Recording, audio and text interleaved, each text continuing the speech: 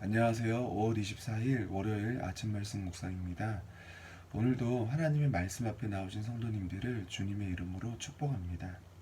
오늘도 우리에게 주신 하나님의 말씀 함께 묵상하면서 그 말씀이 주시는 은혜 붙잡고 오늘 하루를 하나님의 자녀로, 하나님의 사람으로 살아가시기를 바라며 오늘 우리에게 주신 하나님의 말씀 함께 읽겠습니다. 우리에게 주신 하나님의 말씀은 잠언 13장 1절에서 13절 말씀입니다. 제가 읽어드리겠습니다. 지혜로운 아들은 아비의 훈계를 들으나 거만한 자는 꾸지람을 즐겨 듣지 아니하느니라. 사람은 입의 열매로 인하여 복록을 누리거니와 마음이 쾌사한 자는 강포를 당하느니라. 입을 지키는 자는 자기 생명을 보존하나 입술을 크게 벌리는 자에게는 멸망이 오느니라.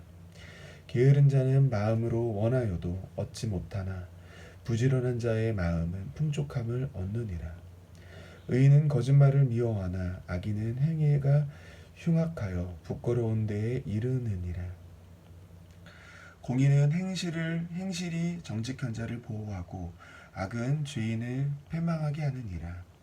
스스로 부한 채하여도 아무것도 없는 자가 있고 스스로 가난한 자여도 재물 많은 자가 있느니라.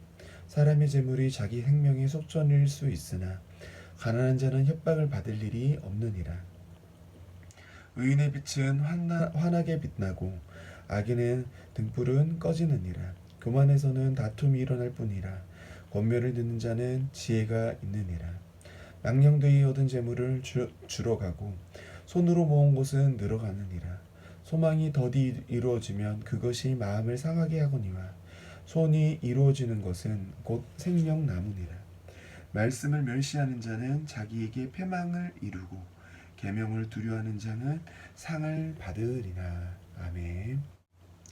오늘 함께 읽으신 말씀은 두 부분으로 나눠서 생각해 볼 수 있습니다. 먼저 1절에서 6절까지는 말을 중심으로 한 의인과 악인의 대조입니다. 그리고 두 번째는 7절에서 13절까지 재물 및 성공에 관련된 말씀입니다. 계속해서 악인과 의인을 대조해서 우리에게 어떤 길이 하나님이 의롭게 보시고 지혜로운 길인지를 알려줍니다. 그리고 의인과 악인의 표현을 여러 가지로 말해주고 있습니다. 즉, 의인과 악인은 평면적으로 표현하지 않고 여러 표현을 통해 다양한 모습으로 이야기해 줍니다. 하나님의 의를 쫓는 사람과 그렇지 않는 사람의 모습이 여러 상황 가운데에 다양하게 나타나고 있음을 볼 수 있습니다. 1절은 말을 듣는 자의 태도입니다. 지혜로운 아들은 아비의 훈계를 듣고 거만한 자는 꾸짖음을 즐겨 듣지 아니한다고 말씀합니다. 여기서 훈계와 꾸지람은 사실 같은 의미입니다. 아버지의 말이 어떤 사람에게는 꾸지람이고 어떤 사람에게는 훈계로 들리는 겁니다. 누가 아버지의 훈계를 듣는 자입니까? 오늘 말씀에는 지혜로운 아들이라고 합니다. 왜 지혜로운 아들은 아버지의 훈계를 듣는 걸까요?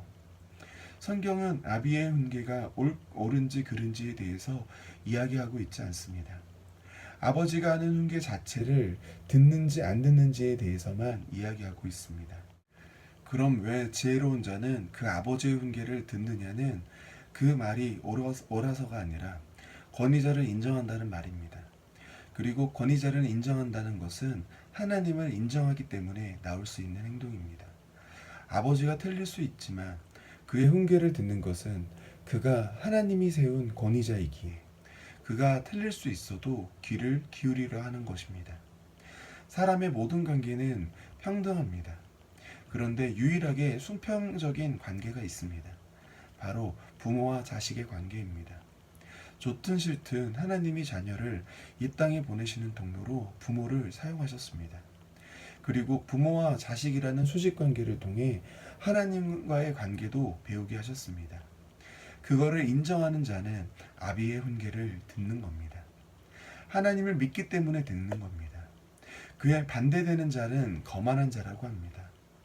아버지의 훈계도 그저 꾸지람으로 생각해서 즐겨 듣지 않는 겁니다. 거만한 자가 어떤 자입니까? 스스로를 높이는 자를 바로 거만한 자라고 합니다. 나를 다른 이보다 덥게 여기기 때문에 다른 이의 훈계를 들을 필요가 없는 자입니다. 그래서 아버지의 훈계마저도 그저 꾸지람으로 생각해서 즐겨 듣지 않는 겁니다. 즉 이런 자는 하나님이 우리의 인생의 주권자임을 인정하지 않는 모습을 보여주는 자입니다. 이런 자가 악한 사람이라는 겁니다. 3절은 말하는 자의 태도입니다. 입을 지키라고 이야기하고 있습니다. 입은 단순히 말을 이야기하는 게 아니라 마음의 통로를 말하는 겁니다. 예수 그리스도를 믿는 우리는 죄인으로 태어나서 예수 그리스도의 믿음으로 의롭게 여겨졌습니다. 그래서 이제 의인으로 의인된 삶을 살아야 합니다. 그런데 아직 우리의 육체는 옛 죄의 습관이 남아있기 때문에 우리 마음이 영향을 받습니다. 그리고 그렇게 죄의 영향을 받은 우리 마음은 우리의 입술을 통해 죄로부터 파생되는 악한 말을 내게 되는 겁니다. 악한 마음에서 나오는 말을 지키라고 오늘 잠언의 말씀은 이야기해 주고 있습니다. 또한 야고보서 1장 26절에도 이렇게 나옵니다.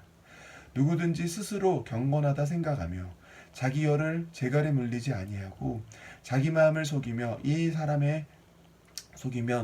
사람의 경건은 헛것이라. 그러니 우리의 의인된 삶은 입술을 지키는 싸움이 있어야 합니다. 그게 우리의 생명을 보존케 한다고 합니다. 왜냐하면 하나님의 뜻대로 생명 대신 하나님의 길로 가는 것이 바로 그 입술을 지키는 것이기 때문입니다. 이렇게 듣고 말하는 것에 보다 그리스도인답게 하나님을 인정하는 우리가 되기를 소원합니다. 하나님의 권위를 인정하여서 하나님이 세운 자에게 귀 기울일 수 있고 말할 때에는 내 마음을 그대로 이야기하는 것이 아니라 무엇이 하나님의 마음인지를 묻고 기다리며 내게 붙여준 이웃을 세우는 그 일에 애쓰시는 성도님들이 되시기를 바라며 말씀을 마치겠습니다. 함께 기도하시겠습니다. 사랑해 주님 감사합니다. 주님의 말씀이 우리의 삶을 온전케 함을 믿고 이렇게 말씀 앞에 나옵니다. 주님, 우리에게 허락하신 이 말씀을 볼 때 우리의 눈과 마음이 온전히 하나님의 말씀을 인정하고 반응하는 저희들 될 수 있도록 아버지 도와주시옵소서. 그래서 우리에게 허락하신 시간 속에서 마음에 솟아나는 말을 그대로 하기보다는 하나님이 기뻐하신 말을 하는 그런 지혜로운 자녀가 저희들이 될 수 있도록 도와주시옵소서. 또한 하나님께서 세우신 권위자의 말에 귀를 기울임으로 하나님께 순종하고 있음을 우리의 삶에서 고백하는 저희들 될 수 있도록 도와주시옵소서. 코로나로 힘든 때를 지나고 있습니다. 코로나가 계속 장기화되다 보니 우리 안에 여러 마음이 생기고 분열되는 모습이 보입니다. 주님, 이럴 때일수록 더욱 마음을 합하여서 방역을 잘 할 수 있도록 주님 우리 마음을 지켜주시고 방역에 힘쓰고 있는 방역당국과 의료진들 그리고 봉사자들 그 모든 자들에게 애쓰고 있는 모든 자들에게 긍휼과 은혜를 더하여 주시옵소서. 또한 코로나로 고통하고 있는 사람들을 위로를 주님 허락하여 주시고 그들과 그들의 가정 가운데에 위로의 손길과 하나님의 그 은혜를 부어주시옵소서. 또한 주님, 오늘 하루도 주님을 생각하며 하나님의 말씀에 귀 기울이고 예수 그리스도를 닮아 아름답고 선한 말로 이웃을 살리고자 하는 저희들 주님 오늘 끝까지 주님 동행하여 주셔서 오늘을 마쳤을 때에 하나님께 감사의 기도가 감사의 고백이 끊임없이 나올 수 있도록 주님 도와주시옵소서. 오늘도 우리 하루를 동행하시고 지키실 주님을 저희들 붙잡으며 이 모든 기도 사랑과 은혜가 많으신 예수님의 이름으로 기도 올려 드립니다. 아멘.